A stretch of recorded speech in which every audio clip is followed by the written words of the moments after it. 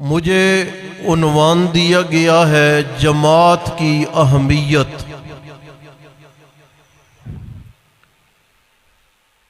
آپ یاد رکھیں،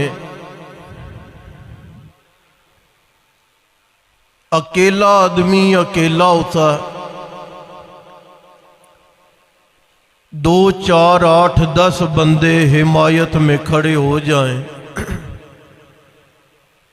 بندے کی طاقت، بندے کے حوصلے اور بندے کی ہمت میں اضافہ ہو جاتا ہے۔ قرآن کریم نے انسان کی دونوں حیثیتوں کو بیان فرمایا ہے، تنہائی کی زندگی کو بھی، انفرادی زندگی کو بھی، اور اجتماعی اور اکٹھ پر مبنی زندگی کو بھی۔ میں 3 مثالیں ذکر کروں گا، یہی میرا عنوان ہے۔ اس کے بعد حضرت خطاب فرمائیں گے انشاءاللہ۔ آپ قرآن حکیم کی آیت کی جانب توجہ فرمائیں۔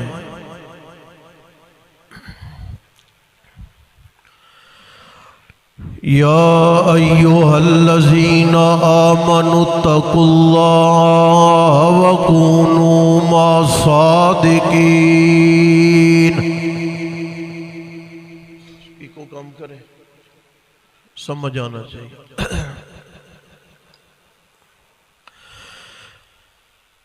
اے ایمان والے لوگوں، جنہوں نے کلمہ پڑھ لیا ہے، مومن ہو گئے، اسلام کا داخلہ جن لوگوں کو نصیب ہو گیا، اللہ کریم نے فرمایا اتقوا اللہ، میں اللہ کریم تمہیں حکم نامہ دے رہا ہوں کہ تقوی والے بنو، پرہیزگار بنو۔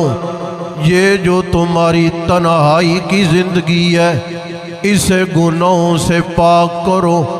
یہ جو تمہاری اکیلے رہنے والی انفرادی زندگی ہے، اسے خطاؤں سے پاک کرو۔ نماز ہے، روزہ ہے، حج ہے، مال ہے تو قربانی ہے، مال ہے تو صدقہ زکوٰۃ ہے، اس کی پابندی کرو۔ تنہا اپنے آپ کو گناہوں خطاؤں سے بچا کے رکھو۔ یہ تنہائی زندگی ہے، انفرادی زندگی ہے۔ اور جب تم لوگوں میں آ جاؤ، مجمع میں آ جاؤ، اجتماعیت میں آ جاؤ، اللہ کریم نے فرمایا وَكُونُوا مَعَ الصَّادِقِينَ۔ پھر تم نے سچوں کی حمایت کرنی ہے۔ اکیلے الگ بیٹھ کے اللہ اللہ نہیں کرتے رہنا، بلکہ مجمع میں آ جانا ہے، جماعت کے پاس آ جانا ہے، جماعت کے دھارے میں آ جانا ہے، تنظیم کے پرچم کے نیچے آ جانا ہے۔ بڑے سے بڑا بندہ بھی اگر اکیلا ہو، ہے تو جو آپ کی، بڑے سے بڑا بندہ بھی اگر اکیلا ہو، گزارا نہیں ہوتا۔ اللہ کے پاک پیغمبر ہیں حضرت لوط علیہ السلام، بڑا نام ہے ان کا۔ حضرت ابراہیم خلیل علیہ السلام کا زمانہ اور حضرت لوط علیہ السلام کا زمانہ یہ ایک زمانہ ہے۔ حضرت لوط علیہ السلام اپنی قوم اور اپنی برادری سے الگ دوسری قوم اور برادری میں پیغمبر بن کے تشریف لے گئے۔ اب اللہ کے نبی علیہ السلام کی قوم جہاں شرک کی بیماری میں مبتلا ہے، کفر کی بیماری میں کار ہونے لگتے ہیں، اللہ کے پاک پیغمبر حضرت لوط علیہ السلام کے گھر میں مہمان آ گئے، نوجوان شکل والے اعلی معیار کے خوبصورت ہیں، قوم درندوں کی طرح ٹپک پڑی ہے، اور آ کر حضرت لوط علیہ السلام سے کہنے لگی یہ جو مہمان ہیں یہ ہمارے حوالے کر دو، ہم جانے تیرے مہمان جانے۔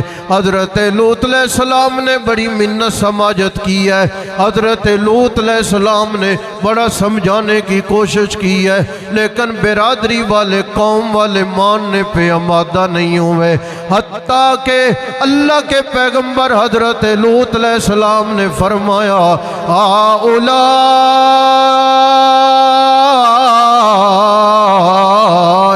بناتی ہن اطہر لکم، یہ جو میری بیٹیاں ہیں یعنی تمہاری بیویاں، یہ قوم کی لڑکیاں میری بیٹیاں ہیں، ان کی جانب توجہ کرو، یہ پاکی ہے، یہ طہارت ہے، گناہ کے قریب نہ جاؤ، شرارت کے قریب نہ جاؤ، میرے مہمان ہیں، میرے مہمانوں کے سامنے مجھے رسوا نہ کرو، میرے مہمانوں کے سامنے مجھے پریشان نہ کرو۔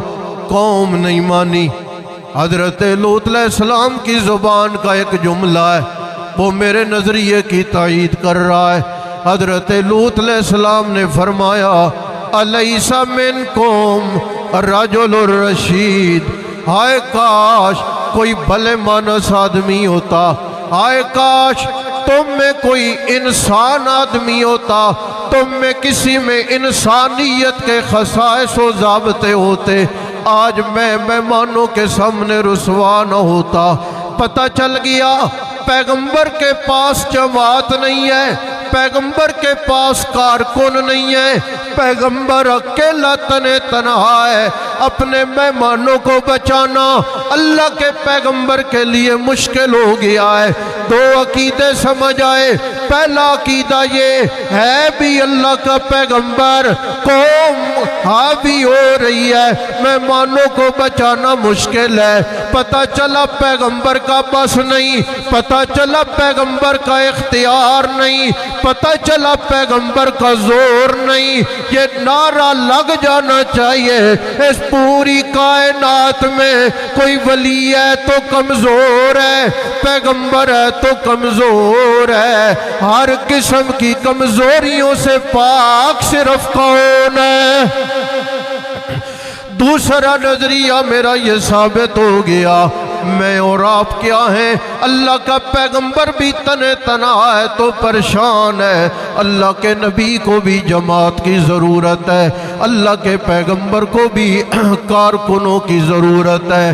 میرا دوسرا انداز جو عرض کرنے لگاؤں وہ یہ ہے کہ مقام بدر ہے، اللہ کے پاک پیغمبر حضرت محمد الرسول اللہ صلی اللہ علیہ وسلم 313 افراد کو لے کر بدر کے موقع پر موجود ہیں، اور اللہ کے نبی علیہ السلام نے جہاد کرنے سے پہلے، جنگ کرنے سے پہلے پروردگار عالم کے سامنے دعا کے لیے ہاتھ بلند فرمائے، اور اللہ کے نبی علیہ السلام نے فرمایا میرا مولا اللہم ان تہلک هذه العصابہ، اے میرے اللہ یہ میری مختصر ترین جماعت ہے، مکہ میں مارے کھا کے، محنتیں کر کے، اذیتیں برداشت کر کے، تکلیفیں برداشت کر کے، مکہ کا وطن چھوڑ کے، حبشہ کی جانب ہجرت کر کے،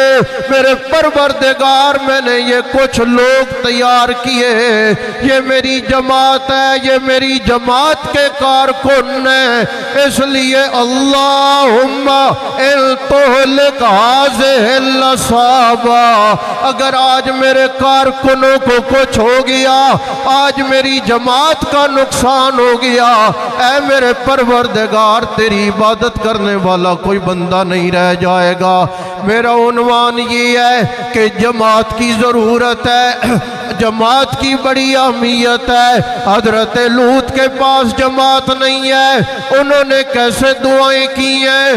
پیغمبر کے پاس جماعت موجود ہے، پیغمبر نے جماعت بچانے کے لیے کتنی دعائیں کی ہیں۔ اور میری گفتگو کا تیسرا رنگ یہ ہے کہ حدیبیہ کا موقع ہے، اللہ کے نبی علیہ السلام نے حضرت عثمان ذو النورین کو سفیر بنا کر بھیجا ہے، اور یہ غلط خبر چل گئی ہے، اور کافروں کے میڈیا نے یہ غلط خبر پھیلا دی ہے کہ حضرت عثمان جو داماد پیغمبر ہے ان کی شہادت ہو گئی ہے۔ اللہ کے نبی علیہ السلام کو بڑا دکھ ہوا ہے، اللہ کے نبی علیہ السلام کو بڑا غم لاحق ہوا ہے۔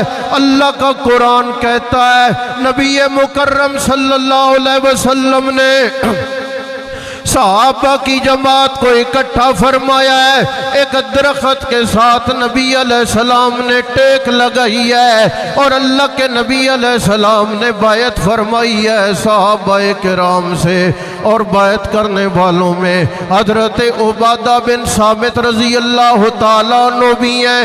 وہ فرماتے ہیں، ابن جوزی رحمۃ اللہ علیہ نے تفسیر میں نقل کیا ہے کہ بایانا علی الموت، اور دوسرے مفسرین کا خیال ہے کہ بایانا اللہ نفر، کہ نبی علیہ السلام کے صحابہ نے موت پر بیعت کر لی ہے۔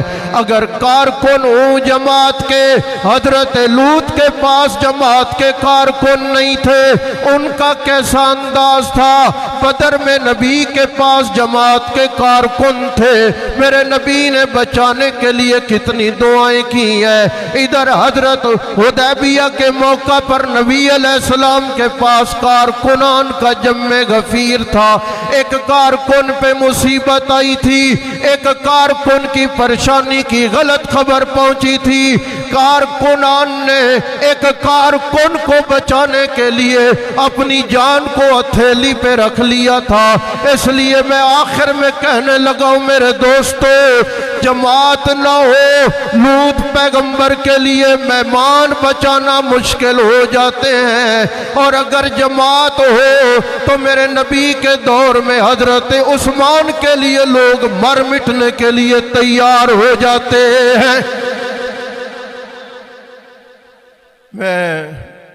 میرا ذمہ چونکہ یہ گفتگو تھی، میں آپ سے عرض کروں گا، آپ اپنے رفقا کے ساتھ ملیں، اپنی یونٹ کو، یونٹ شیخ القرآن کو، اور میاں وال میں جو دوسرے ہمارے حلقے ہیں ان کو بھی، جو رفقا یہاں پہ موجود ہیں، میں اپیل کروں گا، گزارش کروں گا، اپنے اپنے حلقے میں اپنی جماعت کو، اپنی تنظیم کو، نوجوانان توحید و سنت کو اور اپنے ورق کو مضبوط کرنے کی کوشش کریں۔